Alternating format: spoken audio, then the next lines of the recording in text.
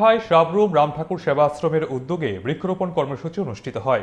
ক্রমবর্ধমান বৃক্ষ নিধন, প্লাস্টিকের অতিরিক্ত ব্যবহার এবং জল সম্পদের অপচয়ের ফলে বিশ্বব্যাপী পরিবেশ উষ্ণায়নের আশঙ্কা দিন দিন বৃদ্ধি পাচ্ছে। এই প্রেক্ষাপটে পরিবেশ সংরক্ষণ ও সবুজায়নের বার্তা ছড়িয়ে দিতে সাবরুম রামঠাকুর সেবা আশ্রম কমিটির উদ্যোগে বৃক্ষরোপণ কর্মসূচির আয়োজন করা হয়। অনুষ্ঠানে অতিথি হিসেবে উপস্থিত ছিলেন সাবরুম নগর পঞ্চায়েতের চেয়ারপারসন রমা পোদ্দার দে, সাবরুম মহকুমার পুলিশ আধিকারিক দীপ্তনু বিশ্বাস, সাবরুম রামঠাকুর সেবা মন্দির কমিটির নবনির্বাচিত সম্পাদক মৃদুল জনপতি সহ আশ্রমের অন্যান্য সদস্যরা। 14 জুন 2026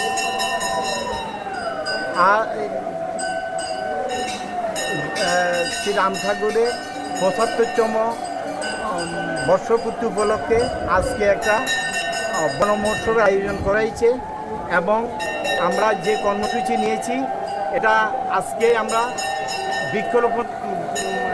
বৃক্ষরোপণ কর্মসূচি দিয়ে সূচনা করছি এবং আজকে আমাদের সমস্ত ভক্ত উপস্থিত বৃন্দ সবাই আজকে একত্রিত হয়ে আমরা বৃক্ষরোপণ কর্মসূচিকে সাফল্যমণ্ডিত করার জন্য আমরা সবাই একত্রিত হয়েছি।